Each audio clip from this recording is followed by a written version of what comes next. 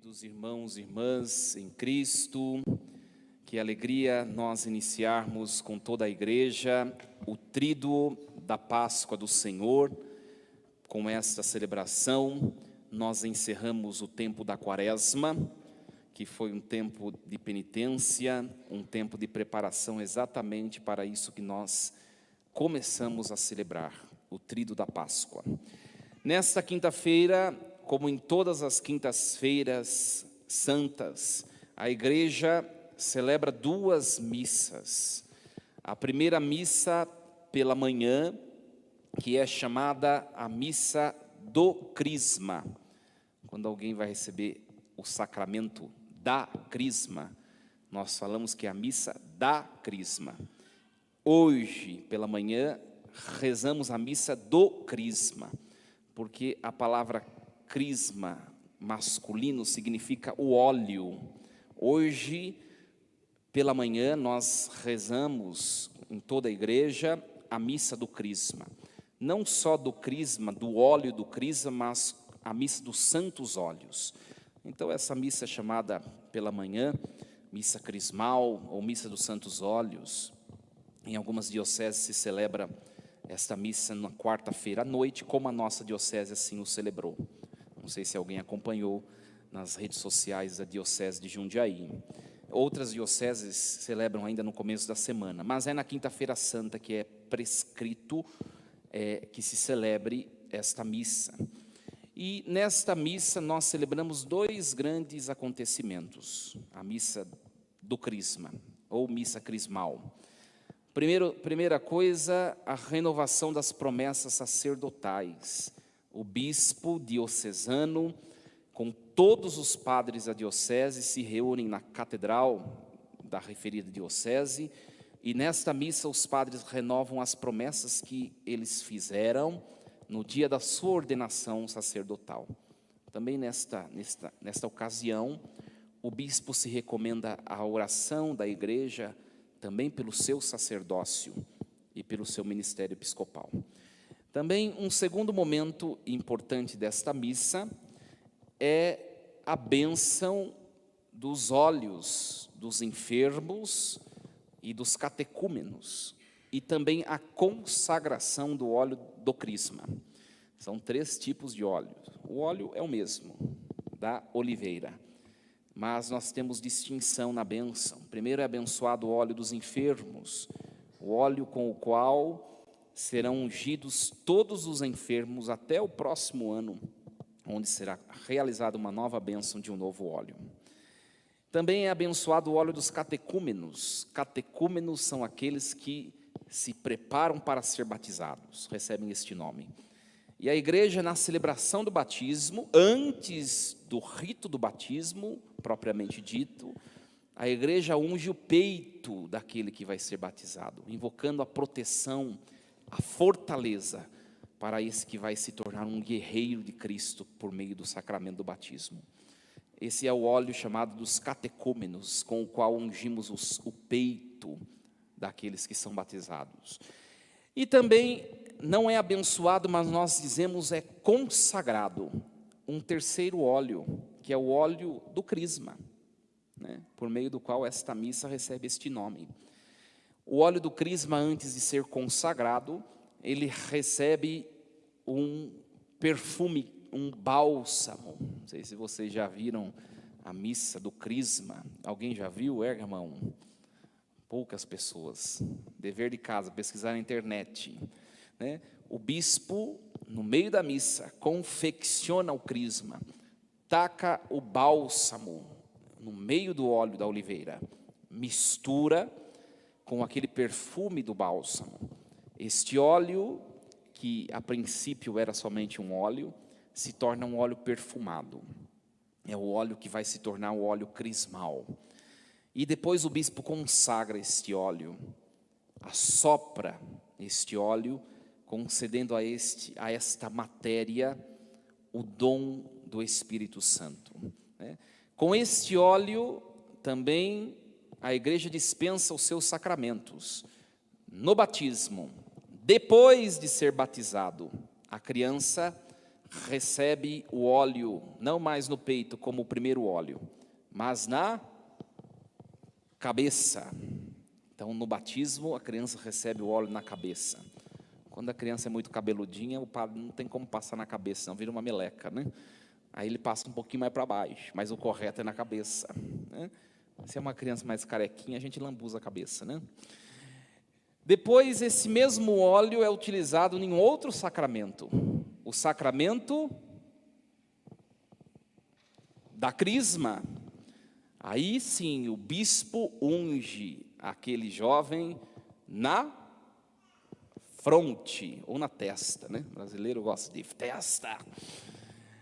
Invocando o sacerdócio comum para aqueles que foram crismados. A proteção, o selo, a confirmação do Espírito Santo. Com o batismo, todo aquele que é batizado recebe o sacerdócio comum. O que é sacerdócio? É pertença ao corpo de Cristo.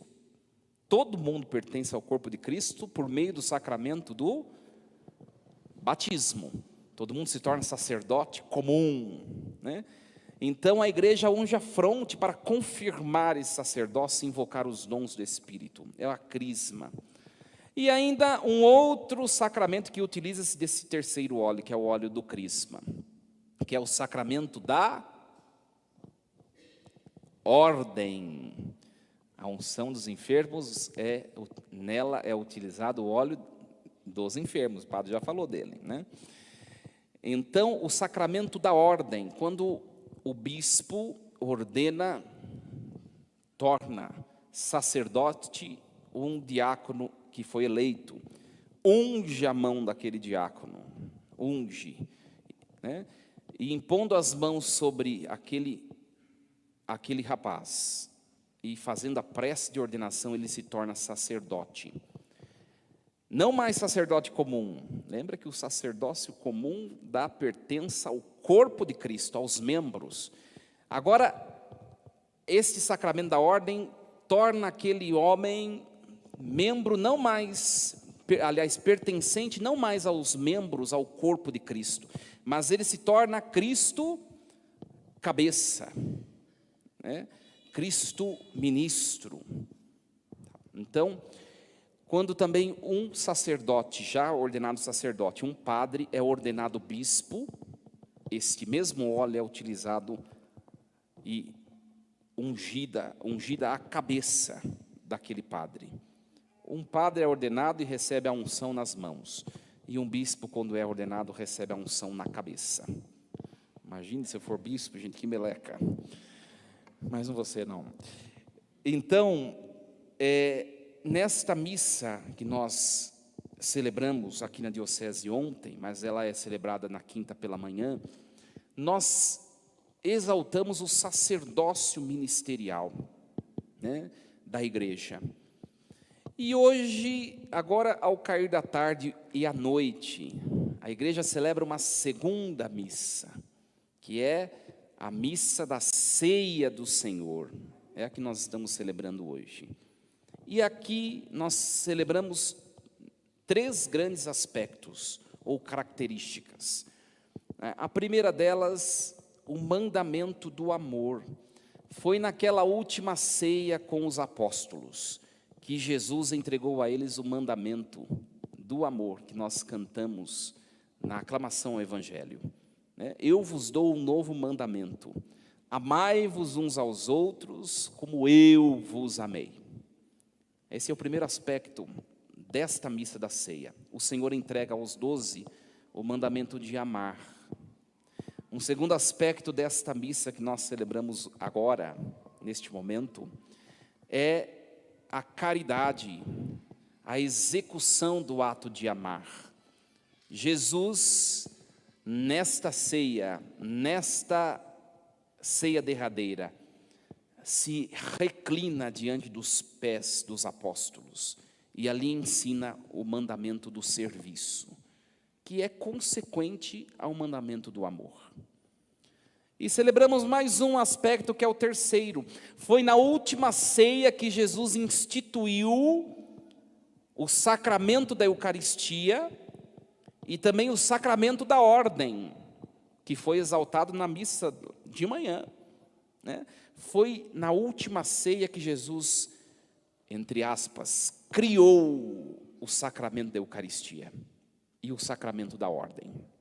Então nós vamos refletir um pouquinho desses três aspectos que a igreja nos ordena que nós reflitamos na ocasião desta celebração. Primeiramente, o mandamento do amor, né? O mandamento do amor. Isso o padre já falou bastante na homilia do Domingo de Ramos e da Paixão do Senhor.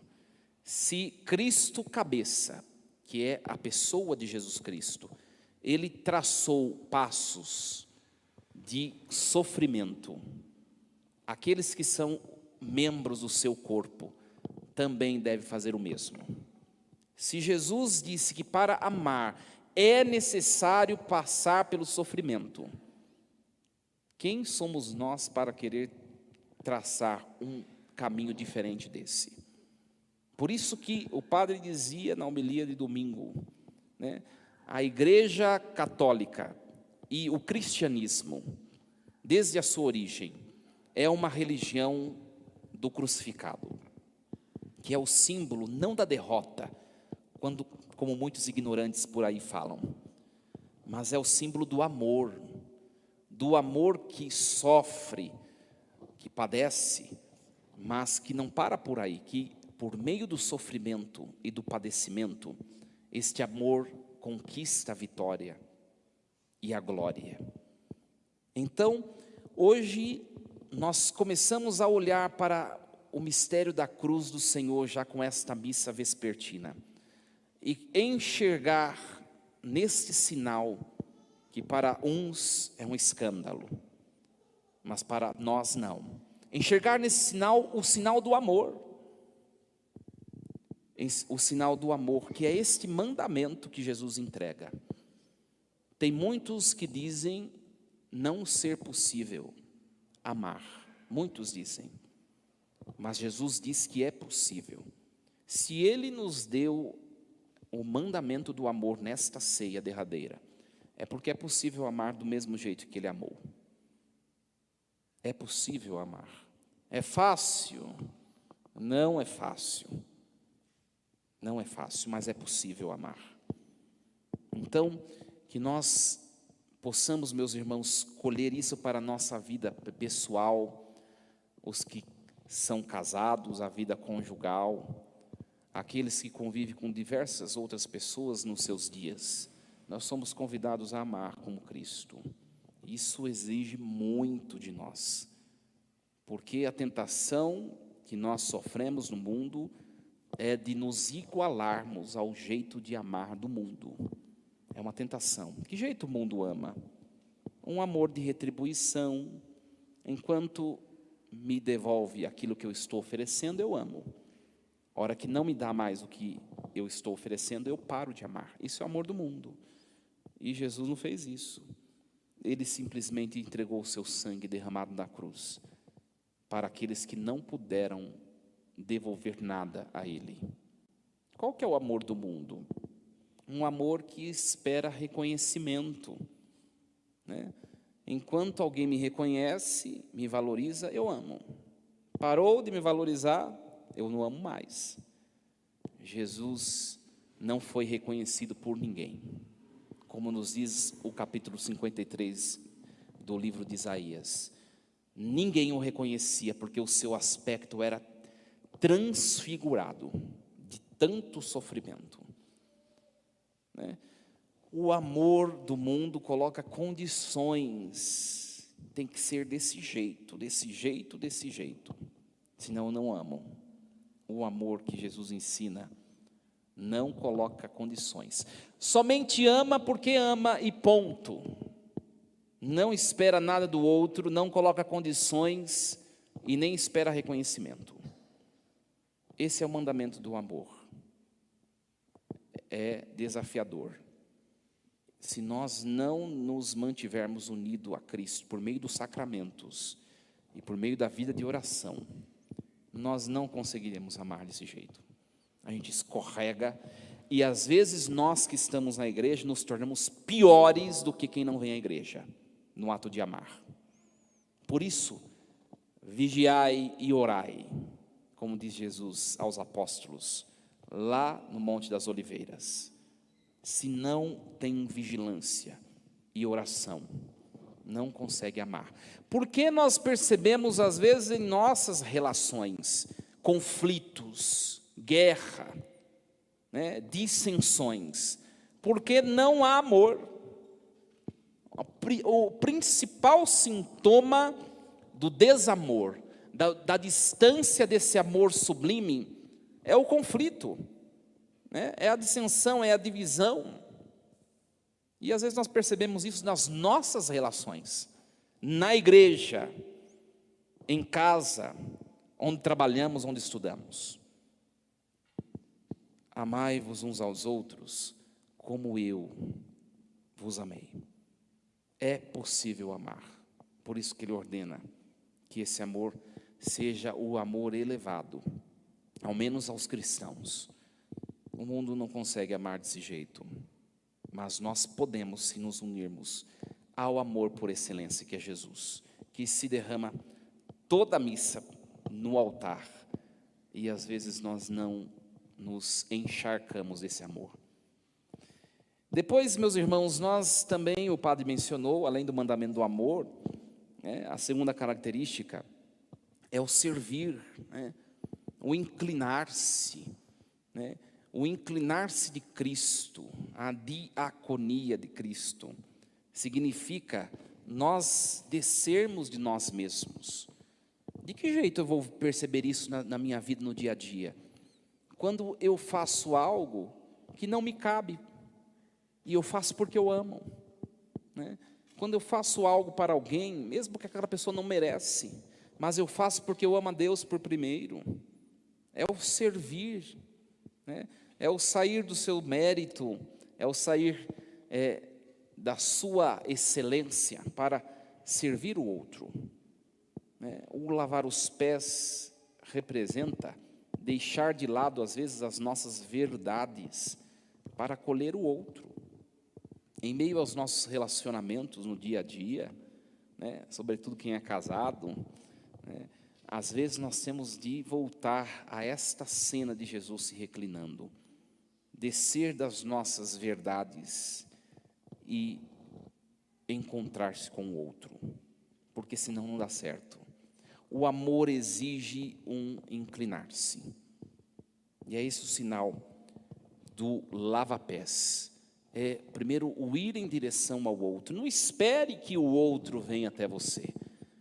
Você é convidado hoje a lavar os pés, é um ir até o outro, e diante do outro, se achegar no outro, reclinando-se, não aparentando-se, mas reclinando-se, deixando que o outro seja aparente em relação a você. E a questão do sacerdócio e da Eucaristia. Jesus, primeiramente, vamos falar do sacerdócio, e depois a Eucaristia. Como eu disse, junto dos apóstolos, ali Jesus celebrou a primeira missa. Depois daquela ceia derradeira, depois dessa missa, a primeira, celebrada pelo próprio Cristo, a igreja que ali nasceu, nunca mais deixou de celebrar a missa, todos os domingos, nunca mais deixou de celebrá-la. Meus irmãos, quão rica é a nossa igreja, que não veio de um pastor, de um ser humano qualquer, mas veio do pastor supremo, que se assentou lá no cenáculo com seus apóstolos. Nós não nascemos no século 20 ou 16, ou nesse século. Nós nascemos há mais de 2000 anos lá, diante do mistério da cruz. Foi nesta celebração com os apóstolos que Jesus ali começou a gestar a Igreja Católica, que nasceu daquele altar, daquela ceia. A princípio, tinha tudo para ser mais uma ceia judaica, celebrada por mais um judeu. Mas ali ele transformou aquela ceia judaica numa nova ceia, que é a ceia eucarística. A ceia judaica previa 4 cálices. Para quem tem curiosidade, tem gente que é muito preguiçoso no estudo das coisas da fé. Pesquise depois. Os 4 cálices da ceia judaica. Jesus tomou um, que foi o terceiro. O cálice da bênção. Por isso que a gente canta, né? Este cálice é o cálice abençoado, no nome do Senhor. Cantamos um salmo, não é verdade? Ele tomou o terceiro cálice. O quarto ele nem tomou em suas mãos, porque depois do terceiro cálice ele saiu direto para o Monte das Oliveiras. Do terceiro cálice ele institui a missa, a Eucaristia. E ali também ele institui o sacerdócio ministerial. Meus queridos, Jesus nessa ocasião, com suas mãos santas, ele tocou a cabeça de cada apóstolo. E pelo sopro do Espírito, ali Jesus transformou a alma daqueles apóstolos. Aqueles apóstolos, eles se transformaram em imagem do Cristo cabeça, do Cristo pastor, do Cristo servidor e ministro. Ali nasceu a igreja ministerial. Depois de Jesus impor as mãos em cada apóstolo, ele institui aqueles apóstolos que ficaram 3 anos com Jesus, rodando na Judéia, na Galiléia e nos territórios circunvizinhos, né? Eu sempre digo que esses 3 anos que Jesus ficou ensinando os apóstolos, é o seminário dos apóstolos, né? A formação dos apóstolos. Na ceia última, ele coloca a mão na cabeça dos apóstolos e os faz sacerdotes. Nesta ceia, os apóstolos são ordenados sacerdotes por Cristo. Depois disso, essa cadeia sacerdotal nunca mais se quebrou. Os 12 apóstolos, Judas, infelizmente, se matou. Sobraram 11. Os 11 depois elegeram um que substituísse Judas. Isso está nos Atos dos Apóstolos. Esse que substituiu Judas chama-se Matias. E depois disso, cada apóstolo foi conduzindo mais pessoas a Cristo. Cada apóstolo começou a ser pastor de uma igreja. E eles começaram a impor as mãos sobre outros homens e fazendo desses homens bispos. Essa cadeia nunca mais foi quebrada. Esses bispos impuseram as mãos sobre outros e foram fazendo de outros bispos, e chegou essa cadeia até hoje. Esta cadeia ininterrupta, que é o sacramento da ordem, do qual aquele que vos fala tem parte. Nós não saímos de alguém que acorda e se decide criar uma igreja. O sacerdócio que os presbíteros e os bispos recebem veio ininterruptamente do próprio Cristo na última ceia. Conseguem perceber a diferença de um padre e de um pastor protestante? É muito fácil e muito compreensível perceber. Por isso, quando nós, diante do sacerdócio ministerial, nós católicos devemos valorizá-lo. O padre, quando é ordenado pela igreja, ele recebe a imposição das mãos, né? O que ordena um padre não é o óleo nas mãos, é a imposição das mãos do bispo e a prece de ordenação. Quando o padre recebe, o que até então é diácono, recebe por meio desse rito o sacramento da ordem num grau do presbiterado, a alma daquele homem é transfigurada, e a alma daquele homem se transforma à semelhança da alma de Cristo, pastor e cabeça da igreja. Se nós pudéssemos tirar uma radiografia de alguém que não é sacerdote e de alguém que é sacerdote, um raio-x da alma, não é possível, mas se pudéssemos, nós enxergaríamos na alma de um sacerdote o Cristo cabeça. Por isso, o que compete a nós é a reverência, não ao homem sacerdote, porque tem suas fraquezas, seus pecados, os seus defeitos, tanto quanto qualquer outros seres humanos. Mas reverência àquilo que ele traz na alma, que é o sacerdócio de Cristo.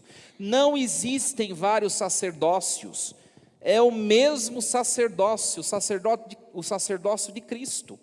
Quando Cristo impõe as mãos sobre os apóstolos, ele passa para a alma daqueles apóstolos um pedaço de si, é o mesmo sacerdócio. Se nós católicos não reverenciarmos o sacerdócio católico, que é o sacerdócio de Cristo, não esperemos que as pessoas aí fora façam. Por isso, o respeito com a pessoa do sacerdote, não com aquele ser humano, como o padre acabou de dizer, que pode ser pior do que você, mas ao que ele traz na sua alma, que é um pedacinho do sacerdócio ministerial de Cristo, recebido por meio dessa cadeia ininterrupta que é o sacramento da ordem, né? E às vezes a gente vê muita irreverência por parte de nós católicos. Se nós não valorizarmos, quem valorizará esse sacerdócio? Por isso a estima. Primeira coisa, rezar pelos padres e pelo bispo. Eles são a cabeça do corpo que são vocês. São parte de nós mesmos. Cabe à igreja, aos membros do corpo de Cristo, rezar pela cabeça, que são os sacerdotes, independentemente do mérito. E às vezes a gente faz o contrário, O mundo, a mídia, quer destruir o sacerdócio, quer tirar o encanto, a beleza do sacerdócio. Nós devemos defendê-lo com garra, porque é parte do corpo de Cristo, e nós somos parte nisso.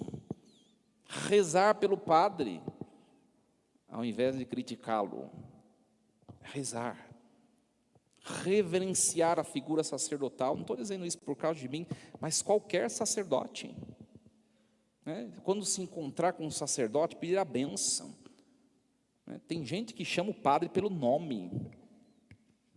Eu acho um total desrespeito por parte de nós católicos. Se eu vou ao banco, na padaria, no bar, onde for, se espera isso, que as pessoas não valorizem, a gente já espera isso. Mas agora nós católicos, pedir a bênção para o sacerdote, por quê? Porque ele é Cristo cabeça daquela comunidade. Tem gente que chega diante do padre e fala: ô padre, Deus te abençoe. O padre devia falar: benção, senhor bispo. Então, hoje é o dia de nós refletirmos a importância do sacerdócio de Cristo, que se perpetua por meio dos padres. Se forem extintos todos os padres da terra, nós nunca mais teremos a presença de Cristo substancial na Eucaristia. A importância do sacerdócio. E, por último, da Eucaristia, meus irmãos. A Eucaristia é algo de muito precioso para nós. Tomai, comei, isto é o meu corpo, é o meu sangue. Fazei isto em memória de mim. É a ordem que Jesus dá aos apóstolos na ceia. Por isso que a igreja celebra a missa, a princípio, aos domingos, de maneira ininterrupta. E depois, com as reformas ao longo da história, a igreja teve a alegria de proporcionar aos fiéis a Eucaristia diária, que não era costume desde sempre, mas somente aos domingos, onde ele se faz presente. Não é um teatro. Se você vai numa ceia protestante, eles encenam esse acontecimento. Não existe ali o Cristo tocável, naquela matéria que é pão, a princípio. Não existe, é um teatrinho, uma recordação. Para nós não é uma recordação meramente, mas para nós é uma transformação na substância. Aquele pão, que no ser de pão era pão, A aparência continua pão, mas a sua essência é divina.